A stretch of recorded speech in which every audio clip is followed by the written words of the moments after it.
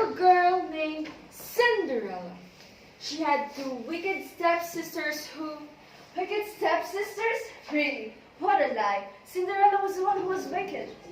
And saying Cinderella was beautiful isn't even fair. She got a magical makeover from a fairy godmother. If you want to know the true story of Cinderella, then listen up. Because this is what really happened. Bing! It was the day of the Princess' Grand Ball, and Cinderella was eating breakfast with her kind stepmother and her two lovely stepsisters, Anastasia and Gisela. Cinderella dear, would you please pass the tea? No, I might chip a nail. Oh. Cinderella, will you help me clean Oliver and Orville station this morning? Are you kidding me, Anastasia? I'm not touching guinea pig food. You know I can stand your oversized rodent fluff balls. Cinderella, I have to weed the pumpkin patch before I get ready for the prince's ball. Would you mind letting it happen after lunch? No can do, Gisela. The pumpkins clash with my outfit. No matter how nice Cinderella's stepmother and stepsisters tried to be, no matter how reasonable their request, Cinderella only cared about one thing. Herself, herself, herself. I haven't been shopping for like almost 24 hours. I don't have anything to wear to the ball. No, sweetie, it can't be that bad. How about your white dress with silver sequins? I wore that to Ariel's birthday party 3 years ago. Well, then what about the pink gown with ruffles and lace? Are you serious? Ruffles and lace are so totally last week. Don't you have any fashion sense? Well, Zap! Sizzle! Poof!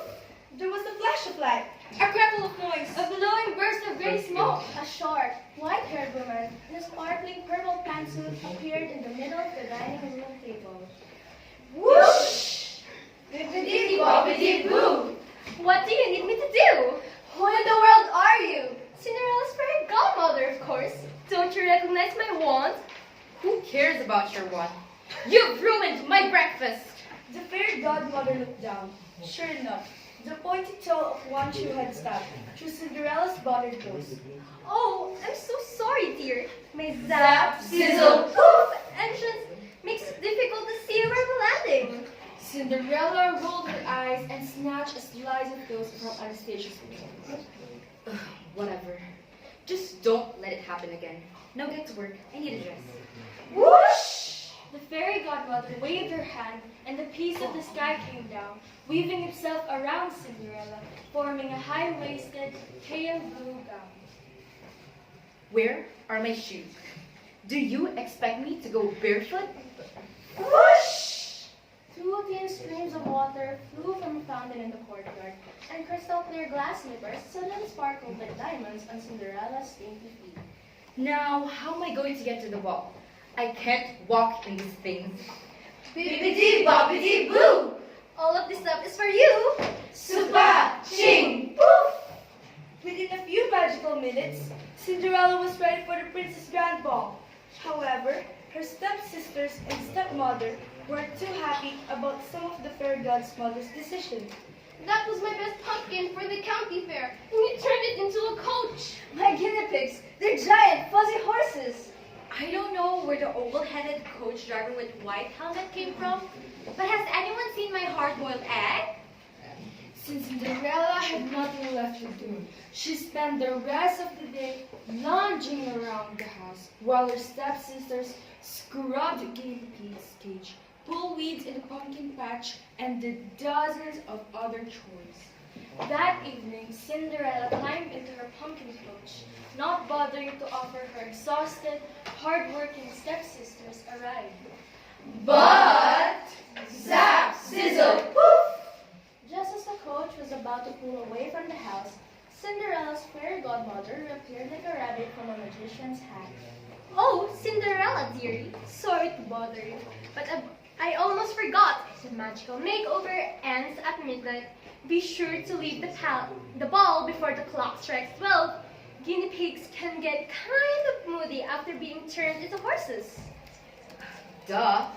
I know horses can't tell time. I'm not like stupid, you know.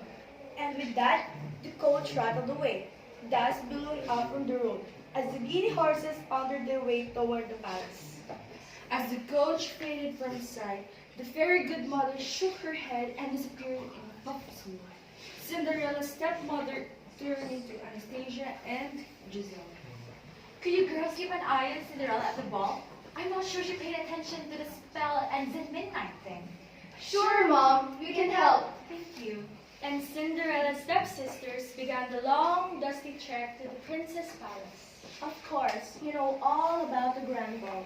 As soon as Cinderella arrived, the prince was smitten and asked her to dance. They danced together all night long. Cinderella lost track of time. Blah, blah, blah. Bong! Cinderella, it's almost midnight. Bong! You need to leave. Bong! Quick, before the spell wears off. Bong! Naturally, Cinderella ignored her stepsister's advice. Leave? Are you kidding? You know this is my favorite song. Cinderella continued to waltz around the ballroom as the clock chimed on. 5 chimes, 6, 7. By the 8th chime, Cinderella's skiing gown began to fade. By the 9th chime, small beads of water began forming on her glass slippers. And by the 10th chime, What is going on? 2 angry guinea pigs scampered up the prince's suit and chomped down on his royal nose like a pair of miniature T-Rexes. No, no, no! Run, Cinderella, run! On the 11th chime, Cinderella sprinted from the ballroom. The prince followed after her, tugging a guinea pig from the tip of his nose. Wait, come back. The palace doesn't usually have rats. Cinderella kept running. I'll call the royal exterminator. As Cinderella stumbled down on the palace stairs, one of the glass slippers dropped from her foot, but she didn't stop to retrieve it. The prince bent and picked up the slipper, hoping he could use it to find Cinderella. But... Bong! The clock's 12th and final chime reverberated into the night. The glass slipper melted away, dripping through the prince's fingers and making a puddle on the palace stairs. The last thing the prince saw was Cinderella running barefoot down the dusty road, dashing past a large pumpkin and a hard-boiled egg. Being chased by 2 squealing guinea pigs. But at least some of us still live happily ever after. Cinder, really? The true story of Cinderella.